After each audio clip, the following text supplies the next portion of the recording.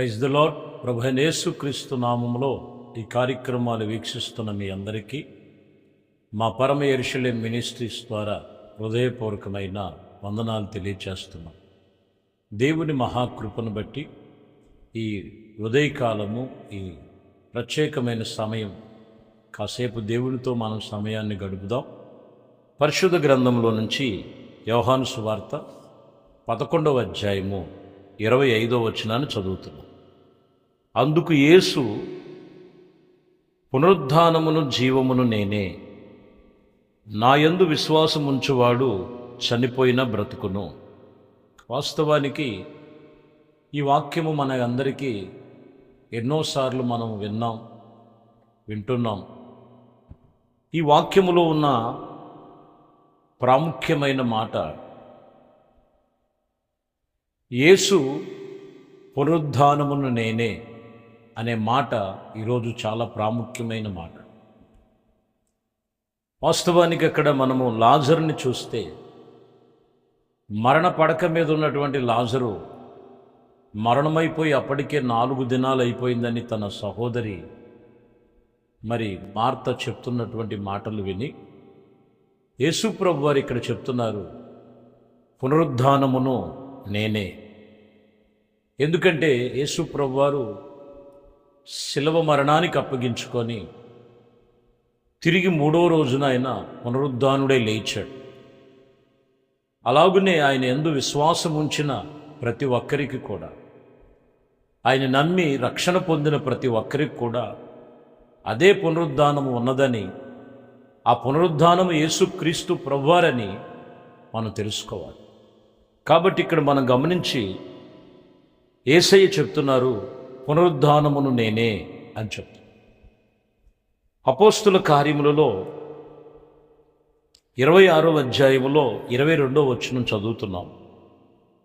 అయినను నేను దేవుని వలన సహాయమును పొంది నేటి వరకు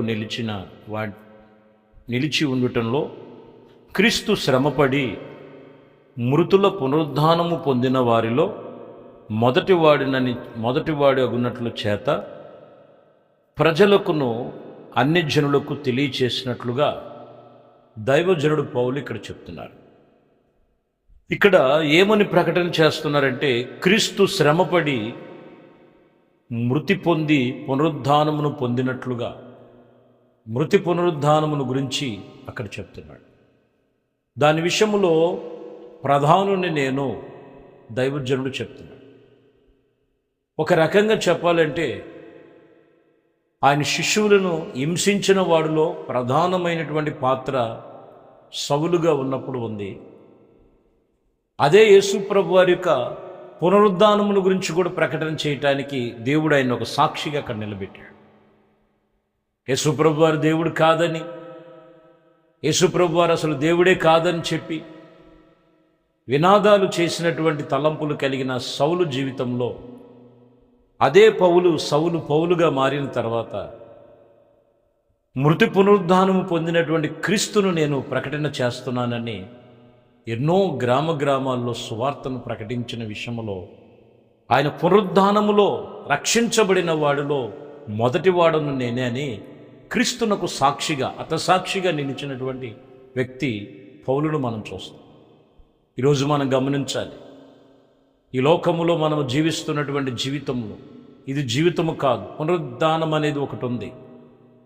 ఆ పునరుద్ధానములో ఏ ఒక్కరు కూడా నశింపక నిత్య జీవం పొందాలని దేవుని వాక్యం చెప్తున్న ప్రకారం ఆ పునరుద్ధానములో ఉండాలని అంటే యేసుక్రీస్తునందు మనం రక్షణ కలిగి చాలా జాగ్రత్తగా మన రక్షణ భద్రం చేసుకోవలసిన వారమై ఉన్నాం. కొరింథీయులకు రాసిన మొదటి పత్రికలో 15వ అధ్యాయము 20వ వచనంలో చదివితే, ఇప్పుడైతే నిద్రించుచున్న వారిలో ప్రథమ ఫలము క్రీస్తు మృతులలో నుండి లేపబడెను. చూసారా? చూడండి, యేసయ్య మృతుడైపోలేదు, శిలువ మరణానికి అప్పగించి అందరితో ముగించబడలేదు. ఇక్కడ దైవజనుడు పౌలు కొరింథీ సంఘానికి చెప్తున్నాడు, ఇప్పుడైతే నిద్రించుచున్న వారిలో ప్రథమ ఫలముగా క్రీస్తు మృతులలో నుండి ఆయన మొదటగా లేచాడు. వాక్యం చెప్తున్న మాట, ఆయన యందు ఎవరైతే విశ్వాసము కలిగి ఉంటారో పునరుద్ధానమును జీవమును నేనే అని చెబుతూ ఆర్భాటముతో ప్రధాన దూత శబ్దముతో దేవుని బూరవోదగా క్రీస్తునందు ఎవరైతే రక్షణ పొంది మారు మనసు పొంది ప్రభుని వెంబడిస్తారో అట్టి వారిని పునరుద్ధానములోనికి దేవుడు నడిపించటానికి మరి ఆయన పునరుద్ధానుడై ఉన్నాడని దైవజనుడు వాక్యం ఇక్కడ చెప్తున్నాడు.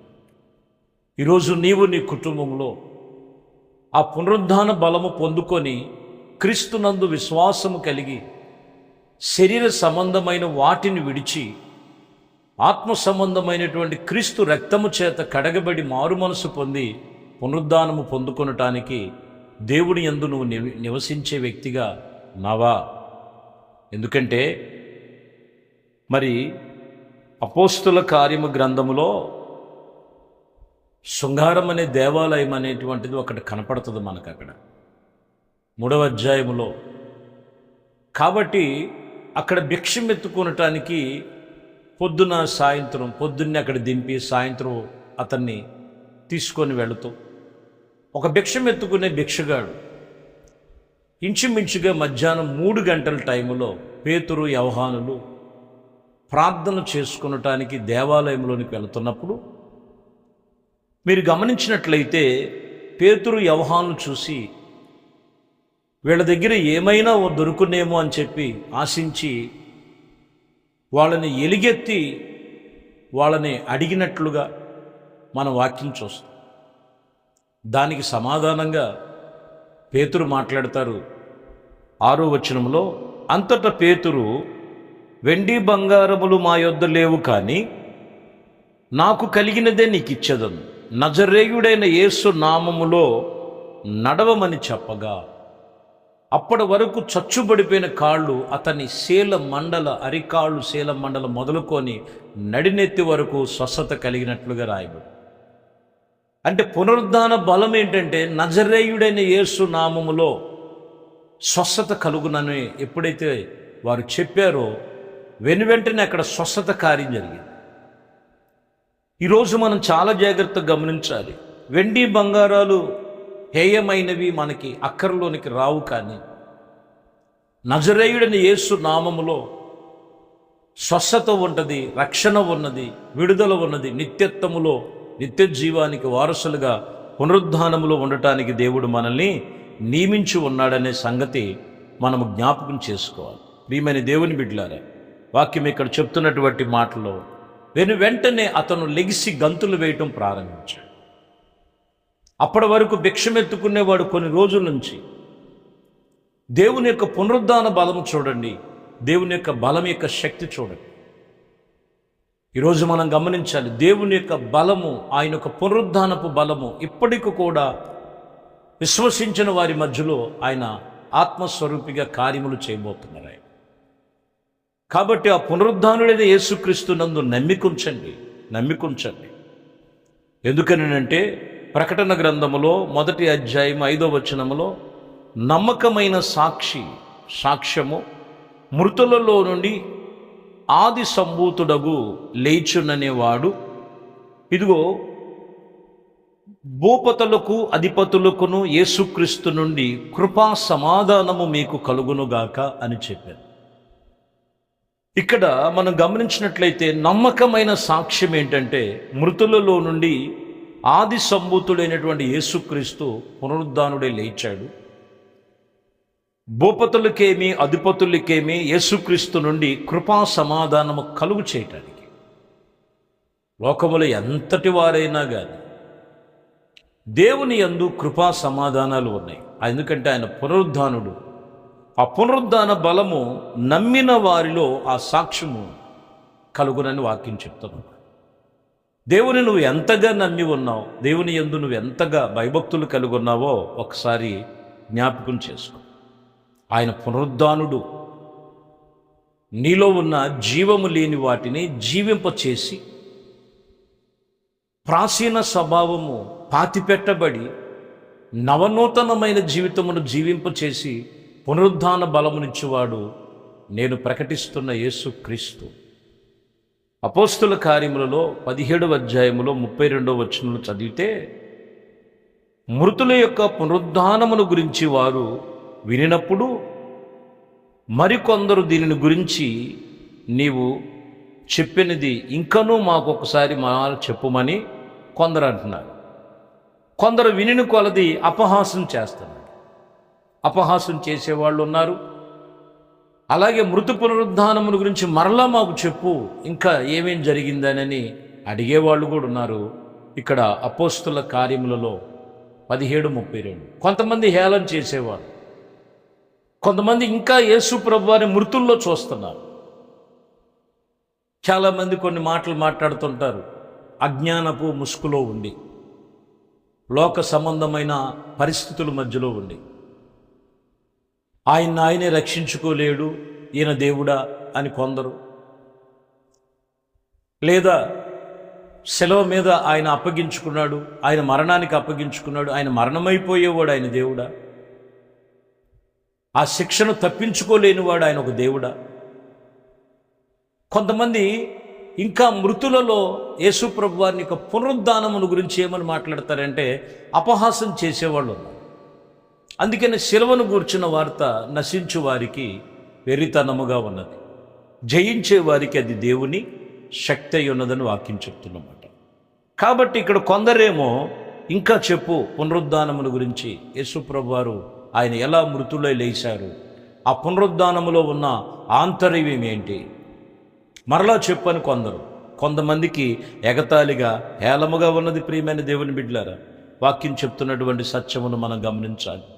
సర్వశక్తి కలిగిన దేవుడు మన పునరుద్ధానుడైన యేసుక్రీస్తు.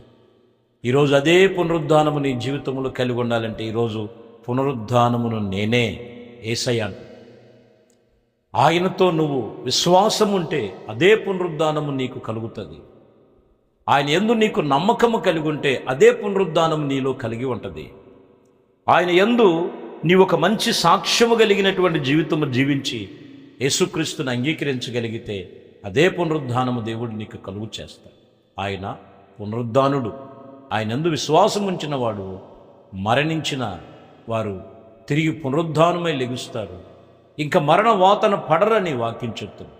కాబట్టి ఇంకా లోకములో సచ్చిన వాటి కొరకు చూసి జీవము లేని వాటి కొరకు పరుగులు పెడుతున్నావా, లేదా జీవాధిపతి అయినటువంటి యేసుక్రీస్తుని అంగీకరించి ఆయన పునరుద్ధానములు అడుగు పెట్టాలని ఆశపడుచున్నావో నిర్ణయించుకొని ఈ వాక్యమును బట్టి యేసు ప్రభువారు చెబుతున్న మాట, పునరుద్ధానమును నేనే, యేసయ్యే పునరుద్ధానం. ఆ పునరుద్ధానము నీకు నీ కుటుంబానికి సకల జనులకు కలుగునట్లుగా ప్రతి ఒక్కరూ కూడా సిద్ధపడి ఆ పునరుద్ధానములో ఉండాలని ప్రభు పేరిట మీ అందరికీ తెలియజేస్తూ ఈ మాటలు దేవుడు మన జీవితాలలో మరి నెరవేర్పు కలుగు చేయునుగా ప్రార్థన చేద్దాం. మహాపరిశుద్ధుడా, ప్రేమ కలిగిన తండ్రి, దయగలిగిన మా ప్రభువా, మీ శ్రేష్టమైన పరిశుద్ధ నామమును బట్టి మీకు వందనాలు.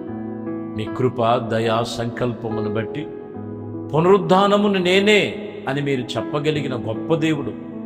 మరణానికి ఎలా అప్పగించుకున్నారు, తిరిగి 3వ దినాన మృత్యుంజయుడే ఎలాగున లేచారు ప్రభా. మరి అలాగునే మీ యందు విశ్వాసము కలిగిన వారికి అదే పునరుద్ధానము ఉన్నదని, ఇంకా మృతులలో వెతుకుతున్నారు, ఇంకా జీవము లేని వారుగా ఉన్నారు, ఇంకా నా ప్రభా శరీర సంబంధమైన బలహీనతల్లో ఉన్నారు. అట్టి వాటి నుంచి విసర్జించి విడిపించి మీ పునరుద్ధానములో నిలిచేటువంటి ధన్యత ప్రతి ఒక్కరికి దయచేయమని, సర్వ మహిమ ఘనత ప్రభావాలు మీకే పొందుకోమని యేసుక్రీస్తు నామములో ప్రార్థించి వేడుకొనుచున్నాము తండ్రి, ఆమెన్. దేవుడు మిమ్మల్ని దీవించి ఆశీర్వదించునుగాక. ఆమెన్.